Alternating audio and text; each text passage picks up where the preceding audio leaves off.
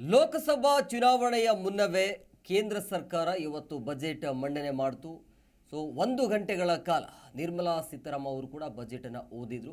So ಹಾಗಾಗಿ ಈ ಬಾರಿಯ ಬಜೆಟಲ್ಲಿ ನಮೋ ಹಾಗೂ ನಿರ್ಮಲಾ ಲೆಕ್ಕಾಚಾರ ಏನಿತ್ತು, ಏನಿದೆ, ಒಟ್ಟಾರೆಯಾಗಿ ಇವತ್ತಿನ ಬಜೆಟ್ ಹೈಲೈಟ್ಸ್ ಏನು ಅನ್ನುವಂಥದ್ದು ಒಂದು ವರದಿ ಇದೆ ನಿಮ್ಮ ಮುಂದೆ.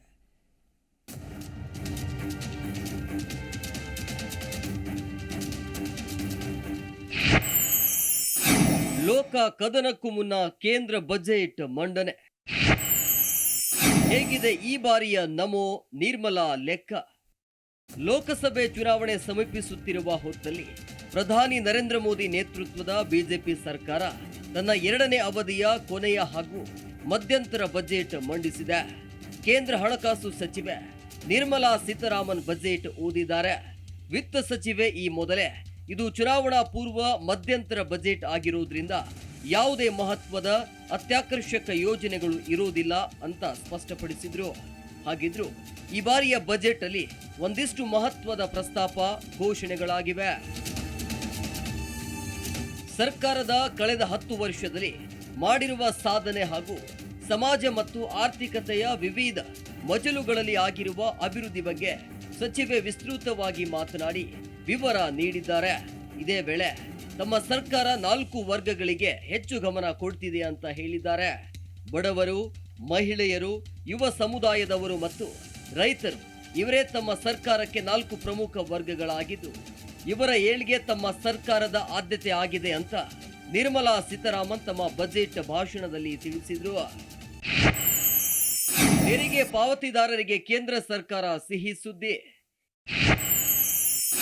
7 ಲಕ್ಷದವರೆಗೆ ಆದಾಯಕ್ಕೆ ಯಾವುದೇ ತೆರಿಗೆ ಇಲ್ಲ. ಮಧ್ಯಂತರ ಬಜೆಟ್ನಲ್ಲಿ ಆದಾಯ ತೆರಿಗೆ ಪಾವತಿದಾರರಿಗೆ ಕೇಂದ್ರ ಸರ್ಕಾರ ಸಿಹಿ ಸುದ್ದಿ ನೀಡಿದೆ. 2024ನೇ ಸಾಲಿನಲ್ಲಿ ಆದಾಯ ತೆರಿಗೆ ಪದ್ಧತಿಯಲ್ಲಿ ಯಾವುದೇ ಬದಲಾವಣೆ ಇಲ್ಲ.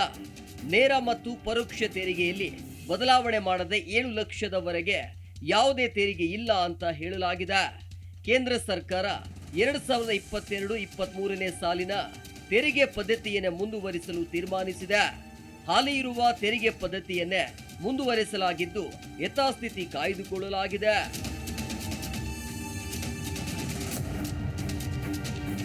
ಪ್ರಧಾನಿ ನರೇಂದ್ರ ಮೋದಿ ಸರ್ಕಾರ 2024ರ ಕೇಂದ್ರ ಬಜೆಟ್ನಲ್ಲಿ ಮಹಿಳೆಯರ ಅಭಿವೃದ್ಧಿಗೆ ವಿಶೇಷ ಕೊಡುಗೆಗಳನ್ನು ನೀಡುವ ಭರವಸೆ ನೀಡಿದೆ.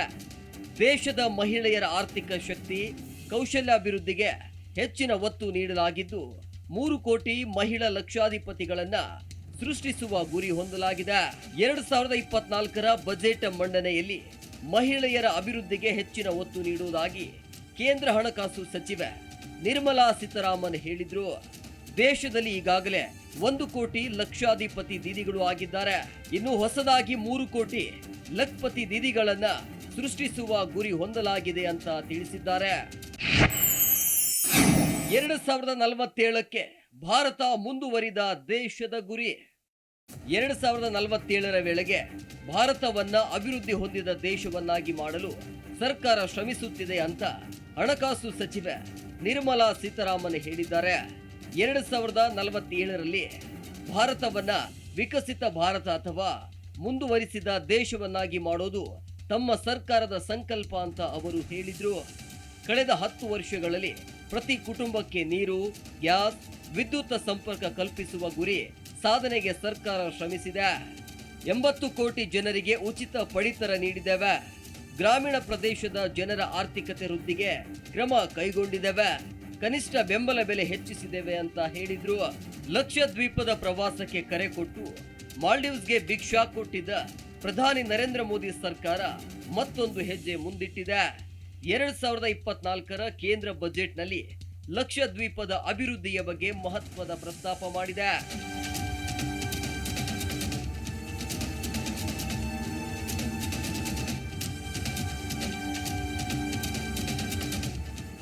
ಇನ್ನು ಮೀನುಗಾರರಿಗೆ ಕೇಂದ್ರ ಸರ್ಕಾರ ಗುಡ್ ನ್ಯೂಸ್ ನೀಡಿದ್ದು ಮೀನುಗಾರಿಕೆಗೆ ಹೊಸ ಸಚಿವಾಲಯವನ್ನ ಸ್ಥಾಪಿಸಲಾಗುವುದು ಅಂತ ನಿರ್ಮಲಾ ಸೀತಾರಾಮನ್ ಅವರು ಘೋಷಣೆ ಮಾಡಿದ್ದಾರೆ. ಪ್ರಸಕ್ತ ಸಾಲಿನ ಕೇಂದ್ರ ಬಜೆಟ್ ಅನ್ನ ಲೋಕಸಭೆಯಲ್ಲಿ ಮಂಡಿಸಿದ ನಿರ್ಮಲಾ ಸೀತಾರಾಮನ್ ಅವರು ಮೀನುಗಾರಿಕೆಗೆ ಹೊಸ ಸಚಿವಾಲಯ ಸ್ಥಾಪಿಸೋದಾಗಿ ಹಾಗೂ ಮೀನುಗಾರಿಕೆ ಯೋಜನೆಯನ್ನ ಸರ್ಕಾರ ಉತ್ತೇಜಿಸುತ್ತದೆ ಅಂತ ಹೇಳಿದ್ರು. ಕೃಷಿಗೂ ಬಜೆಟ್ನಲ್ಲಿ ಒತ್ತು. ಕೃಷಿ ಕ್ಷೇತ್ರಕ್ಕೂ ಬಜೆಟ್ನಲ್ಲಿ ಹೆಚ್ಚಿನ ಒತ್ತು ನೀಡಲಾಗಿದೆ. ಹೈನುಗಾರರಿಗೆ ಸಮಗ್ರ ಕಾರ್ಯಕ್ರಮ ರೂಪಿಸಲಾಗುವುದು ಅಂತ ವಿತ್ತ ಸಚಿವೆ ನಿರ್ಮಲಾ ಸೀತಾರಾಮನ್ ತಿಳಿಸಿದ್ದಾರೆ. 11.8 ಕೋಟಿ ರೈತರಿಗೆ ಸರ್ಕಾರದ ನೆರವು ನೀಡಲಾಗಿದೆ ಅಂತ ಸಚಿವರು ತಿಳಿಸಿದ್ರು. ಕಿಸಾನ್ ಸಂಪದದಿಂದ 38 ಲಕ್ಷ ರೈತರಿಗೆ ಲಾಭ ಸಿಗಲಿದೆ. ಆತ್ಮನಿರ್ಭರ ಯೋಜನೆ ಗುರಿಯಡಿಯಲ್ಲಿ ಹೆಣ್ಣುಕಾಳು ಉತ್ಪಾದನೆ ಹೆಚ್ಚಿಸಲಾಗುವುದು. ಪ್ರಧಾನಮಂತ್ರಿ ಕಿಸಾನ್ ಸಮ್ಮಾನ್ ನಿಧಿ ಯೋಜನೆಯ ಮೂಲಕ ಕೋಟ್ಯಾಂತರ ರೈತರಿಗೆ ನೇರವಾಗಿ ಹಣ ವರ್ಗಾವಣೆ ಮಾಡಲಾಗ್ತಿದೆ. ದೇಶದಾದ್ಯಂತ ಆಹಾರ ಪೂರೈಕೆದಾರರು ಪಿಎಂ ಕಿಸಾನ್ ಯೋಜನೆಯ ಪ್ರಯೋಜನಗಳನ್ನು ಪಡೆಯುತ್ತಿದ್ರೆ ಪ್ರಧಾನಮಂತ್ರಿ ಫಸಲ್ ಯೋಜನೆಯ ಲಾಭವನ್ನ 4 ಕೋಟಿ ರೈತರಿಗೆ ನೀಡಲಾಗ್ತಿದೆ ಅಂತ ಹೇಳಿದ್ರು.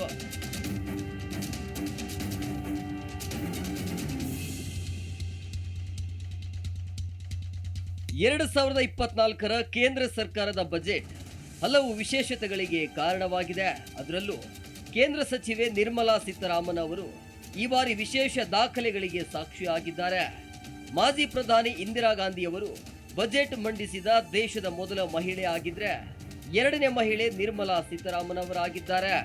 ಸ್ವಾತಂತ್ರ್ಯ ಭಾರತದಲ್ಲಿ ಮಧ್ಯಂತರ ಬಜೆಟ್ ಮಂಡಿಸುತ್ತಿರುವ ಮೊದಲ ಮಹಿಳಾ ಹಣಕಾಸು ಸಚಿವೆ ನಿರ್ಮಲಾ ಸೀತಾರಾಮನ್ ಅವರಾಗಿದ್ದಾರೆ. ಇದರ ಜೊತೆಗೆ ನಿರ್ಮಲಾ ಸೀತಾರಾಮನ್ ಅವರು ಬ್ರೀಫ್ ಕೇಸ್ಗೆ ವಿದಾಯ ಹೇಳಿ ರಾಷ್ಟ್ರ ಲಾಂಛನ ಹೊಂದಿರುವ ಕೆಂಪು ಬಣ್ಣದ ಲೆಡ್ಜರ್ ರೂಪದಲ್ಲಿ ಬಜೆಟ್ ತರುವ ಪದ್ಧತಿ ಆರಂಭಿಸಿದ್ದಾರೆ.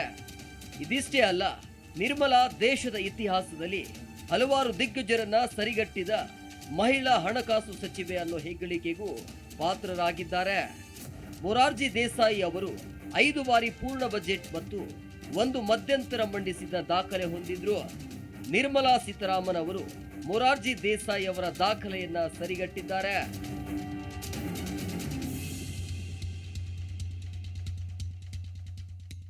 ನರೇಂದ್ರ ಮೋದಿ ನೇತೃತ್ವದ 2ನೇ ಅವಧಿಯ ಸರ್ಕಾರದ ಕೊನೆಯ ಬಜೆಟ್ ಬಹಳ ಚುಟುಕಾಗಿದೆ.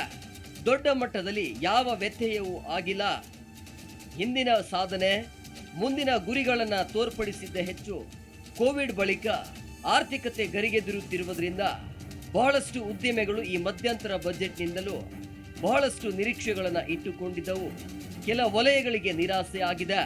ಇನ್ನು ಕೆಲ ಕ್ಷೇತ್ರಗಳಿಗೆ ಸಮಾಧಾನ ತಂದಿರೋದು ಹೌದು. Desk bureau, Zee Kannada news. Zee Kannada news ಈಗ ನಿಮ್ಮ ಮನೆಯಲ್ಲೇ ನೋಡಿ. ಎಲ್ಲ ಕೇಬಲ್ಗಳಲ್ಲಿ ಈಗ ಲಭ್ಯ. Sun Direct 292, Jio TV 1334, U digital 162, city cable 51, GTPL 17, Abhishek cables 821, rock line telecommunication 51, Shri Basaveshwara number 60, Vinayaka digital number 53, in digital number 896ರಲ್ಲಿ. ನಿಮ್ಮಿಸ್ತದ ಜಿ ಕನ್ನಡ ನ್ಯೂಸ್ ನೋಡಿ ಆನಂದಿಸಿ.